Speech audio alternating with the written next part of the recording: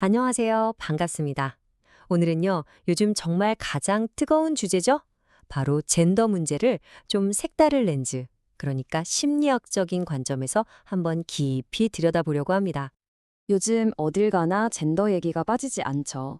그런데 가만 보면 이 주제가 나올 때마다 분위기가 정말 뜨거워지고 때로는 아주 격한 감정들이 오가곤 해요.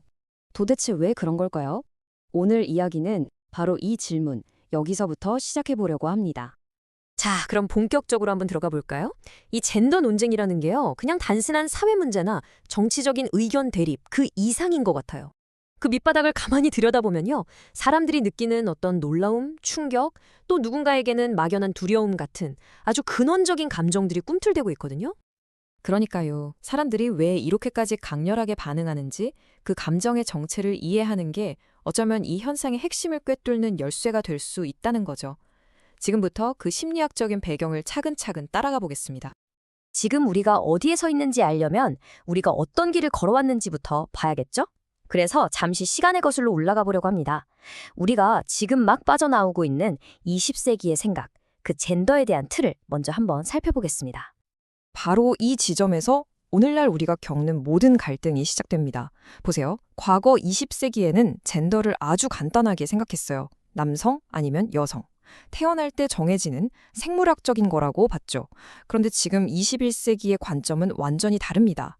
젠더는 사회적으로 만들어지는 거고 딱 잘라 나눌 수 있는 게 아니라 아주 넓은 스펙트럼 위에 존재한다는 거죠. 이 엄청난 생각의 전환, 바로 여기서부터 모든 논쟁이 시작된 겁니다. 자, 여기서 오늘 이야기의 가장 중요한 개념이 등장합니다. 바로 심리학자 로버트 티민스키가 제시한 원형의 인간화라는 이론인데요. 이 개념 하나만 제대로 이해하면 지금 젠더를 둘러싸고 벌어지는 이 모든 문화적 변화를 꿰뚫어 볼 수 있는 아주 강력한 렌즈를 갖게 되실 겁니다. 그럼 먼저 오늘 계속 나올 핵심 단어부터 확실하게 짚고 갈게요. 젠더 확장성이라는 말인데요. 이게 뭐냐면 쉽게 말해서 나는 남자도 여자도 아니야. 혹은 나는 남자이기도 하고 여자이기도 해. 처럼 기존의 남녀 이분법 틀에서 자신을 가두지 않는 모든 걸 말합니다. 젠더 플루이드, 논 바이너리 같은 말들이 다 여기에 속하죠. 중요한 건 이게 그냥 새로운 분류가 하나 더 생긴 게 아니라는 거예요. 젠더라는 개념 자체가 훨씬 더 넓어지고 유연해지고 있다는 바로 그 현상 자체를 가리키는 말입니다. 그리고 이 개념도 정말 중요합니다. 문화적 무의식. 이건 심리학자 조셉 핸더슨이 말한 건데요. 우리 개인의 무의식이랑 인류 전체가 공유하는 거대한 집단 무의식, 그 사이에 있는 어떤 중간지대 같은 거라고 생각하시면 쉬워요. 마치 새로운 아이디어나 문화적인 변화가 싹 트는 비옥한 토양 같은 공간이랄까요? 젠더에 대한 지금의 새로운 생각들도 바로 이 토양에서부터 자라나고 있는 거죠. 자, 드디어 모든 조각이 맞춰집니다. 원형의 인간화란 도대체 뭘까요? 이건 말이죠. 옛날부터 우리가 막연하게 두려워하고 낯설어 했던 어떤 강력한 이미지, 그걸 심리학에선 원형이라고 부르는데요. 바로 이 원형을 우리 문화 속으로 끌어들여서 길들이는 과정이에요. 어떻게? 신화나 예술, 문학 같은 이야기들을 통해서요. 그 무섭고 낯선 존재를 우리에게 친숙하고 이해할 수 있는 모습으로 조금씩 바꿔나가는 거죠. 바로 이 관점으로 지금 현상을 다시 보세요. 오늘날의 젠더 확장성이라는 건 우리 사회가 아주 오랫동안 금기시하고 두려워했던 젠더 다양성이라는 원형을 마침내 인간의 얼굴로 받아들여는 정말 거대한 시도라고 볼 수 있는 겁니다. 그런데 이 과정이 결코 순탄할 리가 없죠. 왜냐? 위대한 심리학자 칼 융이 말했듯이 이 원형이라는 건 기존의 질서를 그냥 뒤흔들어버리는 아주 강력하고 파괴적인 힘, 침범성을 가지고 있거든요. 그러니까 지금 우리가 보고 있는 이 극심한 사회적 갈등과 반발은요, 어쩌면 잠들어 있던 거대한 원형이 깨어나면서 터져나오는 자연스러운 에너지라고도 볼 수 있는 겁니다. 자, 그럼 이 거대한 인간화 과정, 그리고 그에 따르는 엄청난 반발이 구체적으로는 어떻게 나타나는지 한번 살펴볼까요? 이제 좀 추상적인 이론 얘기는 그만하고 신화, 문학, 그리고 실제 우리 주변의 이야기를 통해서 이 개념을 훨씬 더 생생하게 느껴보시죠. 고대 그리스 신화에 나오는 예언자 테이레시아스 이야기부터 시작해 볼게요. 이 사람은 짝짓기 하는 뱀을 막대기로 쳤다는 이유로 7년 동안 여자로 살게 됩니다. 그리고 다시 남자로 돌아오죠. 이 신화가 뭘 보여줄까요? 젠더의 경계를 넘는다는 것에 대한 고대인들의 깊은 불안감, 그리고 그걸 누설했을 때 신이 분노하고 벌을 내리는 모습에서 바로 그 공포와 분노라는 강렬한 감정을 읽을 수 있습니다. 놀랍지 않나요? 수천 년이 지났는데도 지금의 젠더 논쟁에서 우리가 느끼는 감정의 파동과 너무나도 비슷하잖아요. 이번엔 문학으로 한번 와볼까요? 지금으로부터 거의 100년 전, 1928년에 버지니아 울프가 쓴 소설 올랜도입니다. 이 소설이야말로 인간화 과정이 문학적으로 어떻게 구현되는지 보여주는 정말 완벽한 예시죠. 주인공 올랜도는 시대를 넘나들며 남성에서 여성으로 성별이 바뀌지만 그의 정체성은 전혀 흔들리지 않아요. 그리고 바로 이 문장, 모든 인간에게는 한 성에서 다른 성으로의 흔들림이 일어난다. 와, 정말 기가 막힌 통찰 아닌가요? 버지니아 울프는 거의 100년 전에 이미 젠더라는 게 딱 고정된 게 아니라 우리 모두의 내면에서 끊임없이 흔들리는 것, 어쩌면 그 유동성 자체가 인간의 본질일 수 있다는 정말 시대를 어마어마하게 앞서간 생각을 펼쳐보인 겁니다. 자, 그럼 이제 신화와 문학의 세계를 떠나서 2024년, 바로 지금 우리 현실의 이야기로 돌아와 보겠습니다. 캐리라는 이름을 가진 16살 소년의 상담 사례인데요.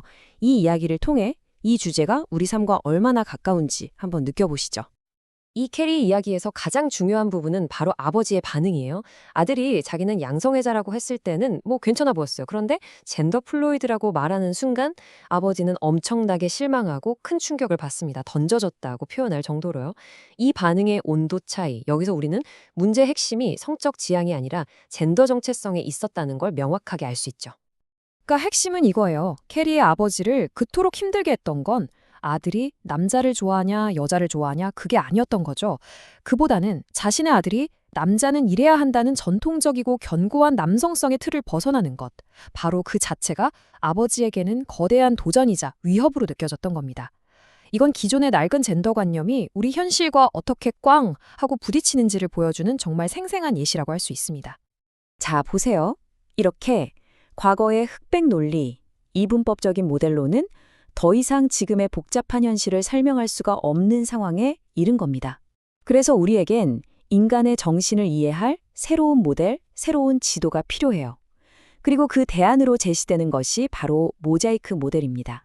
아니, 왜 새로운 모델까지 필요하냐고요? 이 데이터를 한번 보시죠. 미국 퓨 리서치 조사인데요. 젊은 성인들, 그러니까 18세에서 29세 사이의 5% 이상이 자신을 트랜스젠더나 논 바이너리로 정체화하고 있다고 합니다.